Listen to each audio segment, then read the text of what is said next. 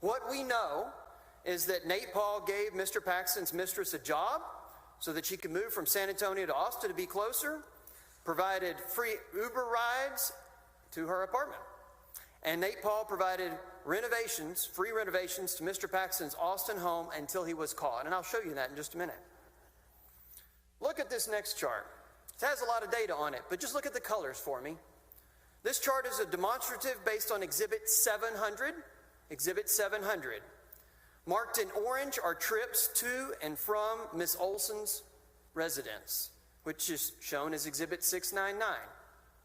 Marked in blue are trips to Nate Paul's residence. Exhibit 700 shows that Nate Paul set up an Uber account for Dave P. The account facilitated a covert means for Paxton to maintain his affair. The ride chart in this exhibit contains the latitude and longitude for each pickup and drop-off for Dave P. Focus on the rides between July 30th, 2020 and October 2nd, 2020, when the rides suddenly stopped. October 2nd. Next, I show you this Uber exhibit also shows that the rides are paid for with a credit card linked to Nate Paul's billing address in Austin and not Ken Paxton's in Collin County. Not Ken Paxton's in Collin County.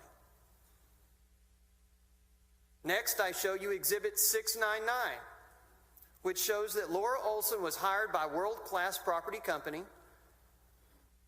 July 6th, 2020, and reports to Nate Paul. Let's talk about a timeline that's really important. You've seen a lot of documents, but let's take a moment. I want to show you this timeline. It's important. This shows when Paxton found out about the whistleblower report to the FBI and the actions that he took immediately after that. Now, Penley emails Kamek to tell him to cease and desist at 9:18 on September 30th, 9:18 in the morning. At 10:35 that morning, Kamek forwards the email to Paxton's Proton mail address. Kamek relentlessly calls Paxton that morning as well. Only 4 hours later, Paxton decides to pay the Cupertino builders for renovation work completed in July. Completed in July, but we're paying them now, September 30th. He returns to Austin and arrives at the airport at 10 p.m. At 10:57 p.m., Dave P. takes an Uber to Nate Paul's house. Dave P. was picked up 1 block from Paxton's residence. The next day, October 1st, that was the 30th, the next day, October 1st, Cupertino Builders creates an invoice for Paxton at 7:50 p.m.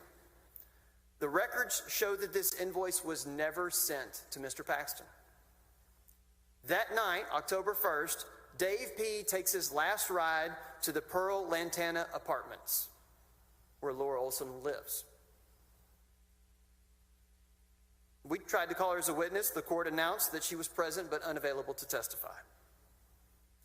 Next, this is an invoice from Nate Paul's guy, Raj. Never sent to Paxton.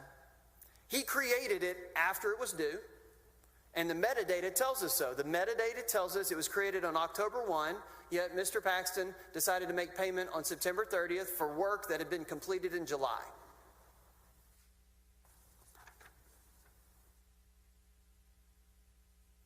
This is Exhibit 703. These are emails.